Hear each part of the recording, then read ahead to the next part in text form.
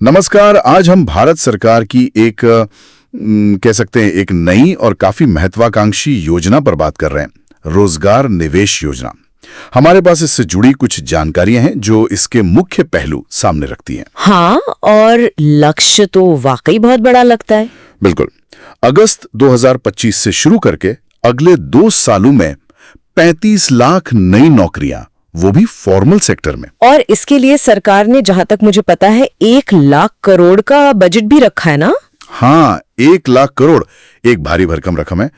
तो चलिए जरा समझते हैं इसको। ये योजना काम कैसे करती है, किसके लिए है? बिल्कुल, देखिए, ये जुलाई 2025 में घोषित हुई थी और इसका मकसद सिर्फ नौकरियां देना नहीं है।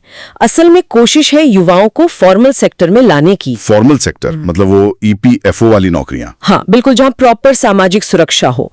खासकर शहरी युवाओं के लिए अहम है, जहाँ हमने देखा है बेरोजगारी दर करीब 18% तक है। 18%?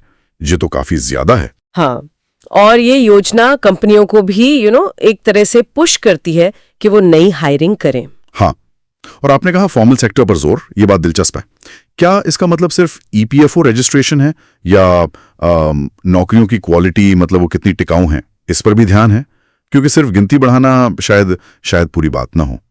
कुछ रिपोर्ट्स ये भी कहती हैं कि ये 18% बेरोजगारी के साथ साथ अंडर एम्प्लॉयमेंट भी है, मतलब लोग अपनी काबिलियत से कम का काम कर रहे हैं। ये बहुत जरूरी सवाल उठाया आपने। योजना का जो ढांचा है वो देखकर तो लगता है कि स्थायित्व को बढ़ावा देने की कोशिश है। हाँ। जैसे जो कर्मचारियों को सब्सिडी मिलनी है। हाँ, वो क्या है? अगर कोई पहली बार EPFO में रजिस्टर हो रहा है और सैलरी 1 लाख महीने से कम है, तो सरकार से सीधी मदद मिल सकती है, लगभग 15,000 रुपए तक। 15,000 रुपए सीधे कर्मचारी को? हाँ, लेकिन एक साथ नहीं, ये 2 हिस्सों में मिलेगी। अच्छा। पहली किश्त तब जब 6 महीने लगातार नौकरी पूरी हो जाए और दूसरी 12 महीने पूरे होने पर। ओके, तो इससे थोड़ा टिकने का इंसेंटिव है। बिल्कुल। और एक और चीज है इसमें, एक वित्तीय साक्षरता मतलब फाइनेंशियल लिटरेसी का प्रोग्राम भी पूरा करना होगा। ओह, ये क्यों? क्या ये सब्सिडी लेने के लिए जरूरी है या इसका मकसद कुछ और है? मुझे लगता है इसके 2 मकसद है। एक तो जाहिर है कि कर्मचारी जो पैसा मिल रहा है या जो कमा रहे हैं उसे ठीक से संभाल सकें, और दूसरा उन्हें फॉर्मल फाइनेंशियल सिस्टम से जुड़ने के फायदे समझाना। तो ये सिर्फ पैसे देना नहीं, बल्कि उन्हें आर्थिक रूप से थोड़ा और सक्षम बनाने की कोशिश भी लगती है। समझ गया। ये तो हुई कर्मचारियों की बात। अब कंपनियों मतलब नियोक्ताओं के लिए क्या है इसमें? उनके लिए भी काफी ठोस प्रोत्साहन है। अगर कोई कंपनी EPFO में रजिस्टर्ड है और वो अपनी मौजूदा टीम साइज से ज्यादा लोगों को रखती है, मतलब नेट नई नौकरियां दे रही है। हाँ एग्जैक्टली, तो सरकार हर ऐसे नए कर्मचारी के लिए सब्सिडी देगी। अच्छा, कितनी सब्सिडी? ये 3,000 रुपए प्रति माह तक हो सकती है। और ये मदद सामान्य तौर पर 2 साल तक मिलेगी। हर नए कर्मचारी पर 3,000 रुपए महीना 2 साल तक। हाँ। और अगर कंपनी मैन्युफैक्चरिंग सेक्टर की है तो ये मदद 4 साल तक भी मिल सकती है। 4 साल मैन्युफैक्चरिंग के लिए ज्यादा? जी, और ये सब्सिडी की रकम कर्मचारी के वेतन से जुड़ी है। जैसे 10,000 रुपए से कम वेतन है तो 1,000 रुपए महीना, 10 से 20,000 के बीच है तो 2,000 रुपए महीना, और 20,000 से 1 लाख तक की सैलरी पर 3,000 रुपए महीना। ये 3,000 रुपए महीना बड़ी कंपनियों के लिए शायद बहुत ज्यादा ना लगे, लेकिन जो छोटे और मझोले बिजनेस हैं, SMEs, उनके लिए क्या ये वाकई फर्क डाल सकता है नई भर्ती करने या ना करने के फैसले में? हमारे पास जो जानकारी है उसमें ये चिंता भी जाहिर की गई है कि क्या ये लाभ SMEs तक उतना ही असरदार तरीके से पहुंचेगा? चिंता तो जायज है।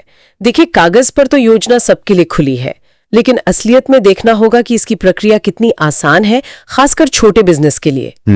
ये सब्सिडी बेशक भर्ती की लागत तो कम करती है, जो SMEs के लिए खास मायने रखता है, पर क्या ये इतनी है कि वो मतलब क्वालिटी से समझौता किए बिना नहीं भर्तियां करें? ये देखने वाली बात होगी। बिल्कुल। चलिए अब पात्रता पर आते हैं। बिल्कुल। ठीक, कौन लोग और कौन सी कंपनियां इसका फायदा ले सकती हैं? ठीक है, तो कर्मचारियों के लिए शर्तें हैं। एक तो ये उनकी पहली EPFO रजिस्टर्ड नौकरी होनी चाहिए। पहली नौकरी? अच्छा। हाँ। दूसरा, महीने की सैलरी 1 लाख रुपए से कम हो। तीसरा, उनका UAN, आधार और बैंक खाता ये सब लिंक होने चाहिए। ओके, लिंकिंग जरूरी है। और चौथा, सब्सिडी की पहली किश्त के लिए कम से कम 6 महीने लगातार नौकरी करनी होगी। ठीक है, और नियोजिताओं के लिए? उनके लिए सीधा है, ईपीएफओ में रजिस्टर्ड होना चाहिए और अपनी बेसलाइन कर्मचारी संख्या, मतलब जितने लोग पहले से थे उससे ज्यादा भर्तियां करनी होंगी। अच्छा, और वो आधार लिंकिंग वाली कोई तारीख थी ना? हाँ, एक जरूरी तारीख थी। ईपीएफओ को आधार से लिंक करने की आखिरी तारीख 30 जून 2025 थी। ये लिंकिंग इसलिए भी जरूरी है ताकि सब्सिडी सीधे कर्मचारी के खाते में जा सके बिना किसी हेर-फेर के। समझ गया। तो कुल मिलाकर देखें तो ये योजना सिर्फ आंकड़ों का खेल नहीं लग रही है। ऐसा लगता है कि ये एक सोचा समझा प्रयास है युवाओं को सुरक्षित फॉर्मल नौकरियों से जुड़ने का और कंपनियों को भी स्थायी रोजगार बनाने के लिए प्रेरित करने का। निश्चित रूप से इसमें क्षमता तो है भारत के रोजगार बाजार को बदलने की, खासकर जो फॉर्मल इकोनॉमी है उसे बढ़ावा देने की। और ये जो वित्तीय साक्षरता पर जोर है, ये भी एक अच्छा कदम लगता है वर्कफोर्स की क्वालिटी सुधारने की दिशा में। लेकिन हाँ, असली परीक्षा तो जमीन पर ही होगी।